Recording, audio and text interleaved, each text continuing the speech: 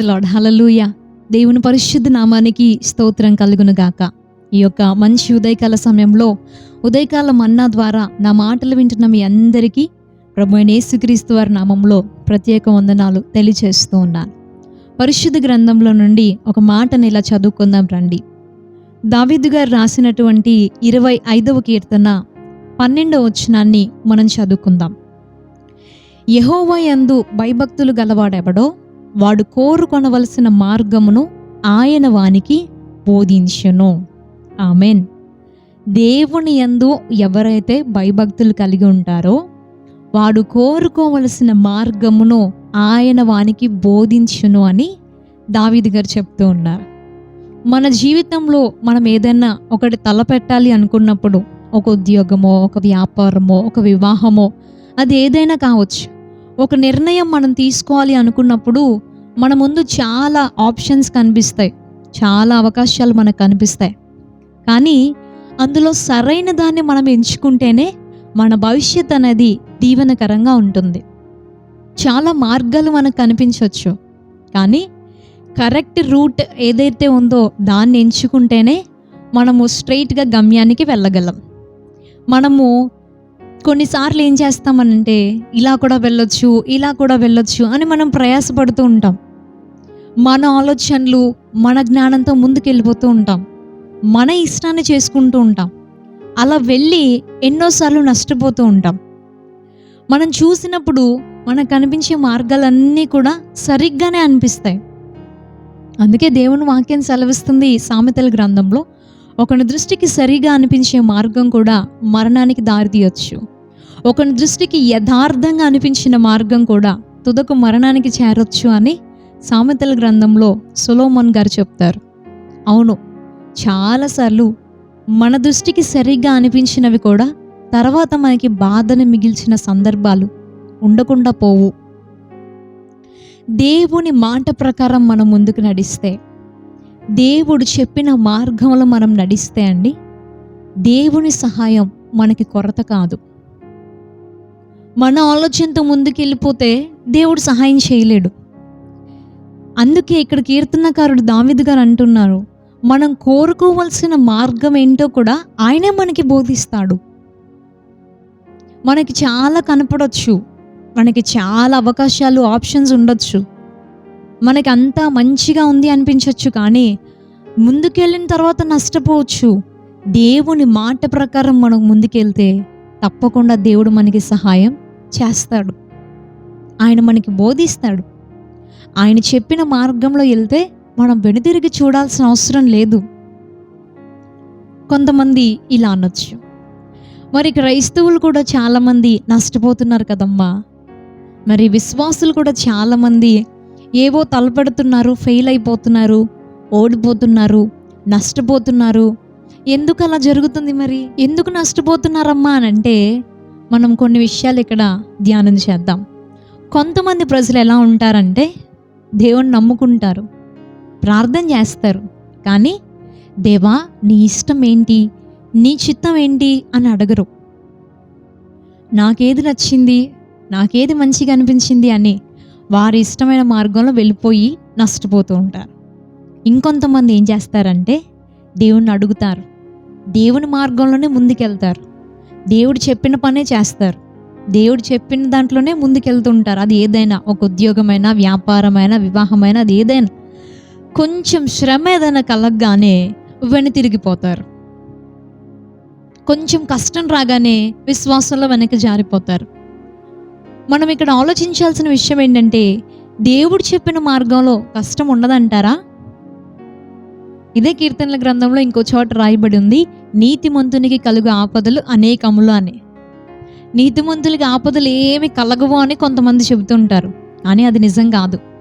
దేవుని నమ్మిన వారికి కూడా, నీతిమంతులుగా ఉన్నవారికి కూడా అనేక ఆపదలు వస్తాయి. పరిశుద్ధ గ్రంథంలో అపోస్తుల కార్యముల గ్రంథం 16వ అధ్యాయము 6వ వచనం నుండి 9వ వచనం వరకు మనం ఒకసారి చూస్తే, ఇక్కడ అపోస్తులైన పౌలు గారు అలాగే తిమోతి అనే ఇంకొక శిష్యుడు, వీరందరూ కూడా కలిసి ఒక ప్రాంతానికి వెళ్ళారు, ఆసియా అనే ప్రాంతంలో.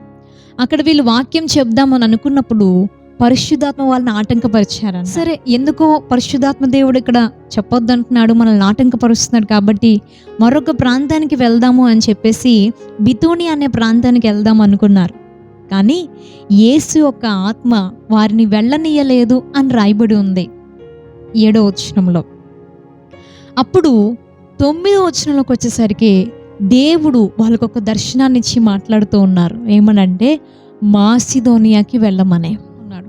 దర్శనంలో మాసిదోనియాకి సంబంధించిన ఒక వ్యక్తి వచ్చి, అయ్యా మా ప్రాంతానికి రండి, దేవుని వాక్యాన్ని ప్రకటించండి అని అడుగుతున్నాడంట. ఆ దర్శనాన్ని దేవుడు చూపించినప్పుడు ఆయన మాట ప్రకారంగా, ఆయన చెప్పిన దాని ప్రకారంగా వారు ముందుకెళ్ళారు. మాసిదోనియాకి వెళ్తే అక్కడ ఏం జరిగిందండి? వారు అక్కడ చేసిన మంచిని బట్టి, దేవుని సువార్తను వారు ప్రకటించిన దాన్ని బట్టి, అక్కడ దెయ్యాల చేత పీడించబడుతున్న వారికి విడుదల కలగ చేసిన విధానం బట్టి అందరూ కూడా శత్రువులై భయంకరంగా కొట్టి హింసించి చెరసాలలో వేసి బొండ వేసి బిగించి గాయపరిచి ఇబ్బంది పెట్టారు. కానీ అప్పుడు వాళ్ళు బాధపడలేదు. దేవుడు నాకు చెప్పాడు కదా, ఎందుకు ఈ బాధ, నాకెందుకు ఈ శ్రమ కలిగింది అని వాళ్ళు విశ్వాసాలు వెనక్కి తిరగలేదు. దేవుడు చెప్పిన మార్గంలో నడిచాం కదా, మాకెందుకు ఈ శ్రమ కలిగిందని దేవుని నిందించలేదు. దేవుడు చెప్పిన మార్గంలో కూడా శ్రమలు కష్టాలు ఉంటాయి. కానీ వాళ్ళు ఏం చేశారంటే ఆ శ్రమలో, ఆ చెరసాలలో కూడా, ఆ గాయాలతో కూడా వాళ్ళు దేవుని స్తుతించారు, పాటలు పాడారు, ఆరాధన చేశారు. అద్భుతమైన రీతిలో వారు పాటలు పాడి దేవుని స్తుతిస్తుండగా చెరసాల పునాదులు అదిరాయి, భూకంపం కలిగింది, బంధకాలు ఊడిపోయాయి. అందరూ పారిపోయారేమో అని ఆ చెరసాల నాయకుడు భయపడ్డాడు. కానీ వారందరూ కూడా అక్కడే ఉన్నారు. వారి పాటలు విన్నాడో, వారి యొక్క జీవితాన్ని చూసి మారాడో, కానీ ఆ చెరసాల నాయకుడి కుటుంబం అంతా కూడా రక్షణ పొందింది, దేవుని వైపు తిరిగింది. దేవునికి స్తోత్రం, హల్లెలూయా. ప్రియ స్నేహితుడా, జీవితంలో ఏ నిర్ణయం తీసుకోవాలనుకుంటున్నా దేవుని సహాయం అడుగుదాం. దేవుడు మనకి చెప్తాడు. మనం చదువుకున్నాం కదా ఇందాల 25వ కీర్తనలో, యెహోవా యందు భయభక్తులు గలవాడెవడో వానికి ఏ మార్గంలో వెళ్ళాలో దేవుడు చెప్తాడు.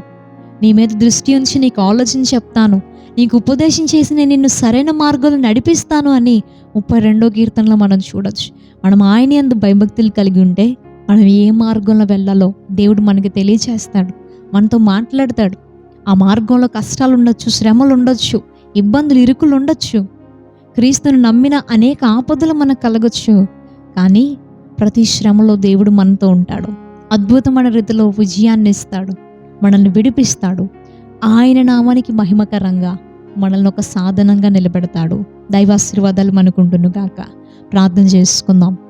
పరిశుద్ధుడా, ప్రేమగల తండ్రి, నీకు స్తోత్రమయ్యా. మా జీవితాల్లో ఎన్నో నిర్ణయాలు తీసుకునేటప్పుడు తప్పిపోతూ ఉంటాం. నీ సహాయాన్ని ఉదయకాలం అడుగుతున్నామయ్యా. నీ యందు భయభక్తులు కలిగిన వారికి ఏ మార్గంలో నడవాలో నీవు బోధిస్తావు అని నీ వాక్యం సెలవిస్తుంది. తండ్రి, ఈ ఉదయకాలం మీరు మా అందరికి ఉపదేశం చేయండి. మేము నడవలసిన మార్గంలో మమ్మల్ని నడిపించండి. మా మీద దృష్టి ఉంచి మాకు ఆలోచన చెప్పండి.